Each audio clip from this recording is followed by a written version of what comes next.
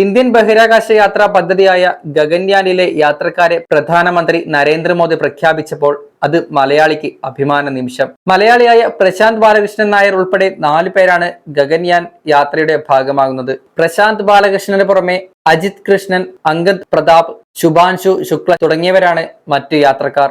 4 പേർക്കും astronautic badge പ്രധാനമന്ത്രി സമ്മാനിച്ചു. പാലക്കാട് നെന്മാറ സ്വദേശിയായ പ്രശാന്ത് നാഷണൽ ഡിഫൻസ് അക്കാദമിയിലെ പഠനശേഷം 1999 ജൂണിലാണ് സേനയിൽ ചേരുന്നത്. സൂഖോയ് യുദ്ധവിമാനം പറത്തുന്ന ഫൈറ്റർ പൈലറ്റാണ് പ്രശാന്ത് നായർ. ദുഷ്കരമായ വെല്ലുവിളികൾ നേരിടാൻ സമർത്ഥൻ എന്ന നിലയിലാണ് നിർമ്മാണത്തിന് യുദ്ധവിമാന പൈലറ്റുമാരെ തിരഞ്ഞെടുക്കുന്നത്.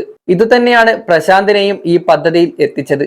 ഇന്ത്യയുടെ സമകാലിക ആകാശ യുദ്ധങ്ങളിൽ മുന്നണി പോരാളിയായിരുന്നു പ്രശാന്ത്. നിരവധി രക്ഷാപ്രവർത്തനത്തിലും പങ്കാളിയായി. 2020 ബഹിരാകാശ യാത്രയ്ക്ക് വേണ്ടി 4 പേരെയും തിരഞ്ഞെടുക്കുന്നത്. തിരുവനന്തപുരം VSSCയിൽ നടന്ന ചടങ്ങിലാണ് പ്രധാനമന്ത്രി യാത്രക്കാരുടെ പേരുകൾ പുറത്തുവിട്ടത്. ഇതിന്റെ ഭാഗമായി 4 യാത്രക്കാരും ഇന്നലെ VSSCയിൽ എത്തിയിരുന്നു.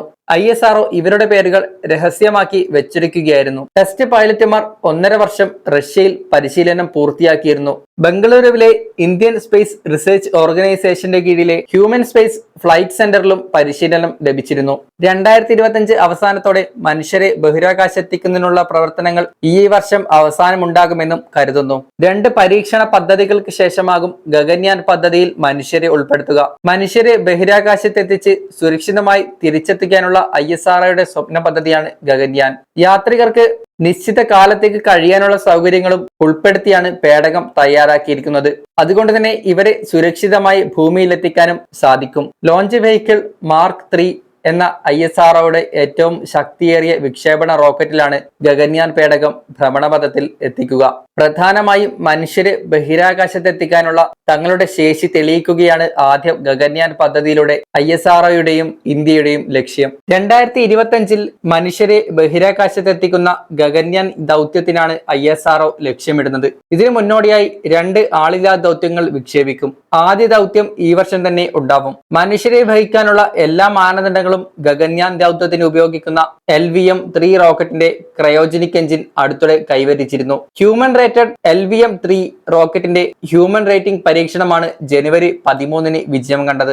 യാത്രക്കാരുമായുള്ള ഗഗൻയാൻ ദൗത്യം വിക്ഷേപിച്ച് നിശ്ചിത ദിവസം ബഹിരാകാശത്ത് തുടരാൻ അനുവദിച്ച ശേഷം തിരിച്ചിറക്കി പാരച്യൂട്ടിന്റെ സഹായത്തോടെ സുരക്ഷിതമായി കടലിൽ വീഴ്ത്തുകയാണ് ISRO ലക്ഷ്യമിടുന്നത്.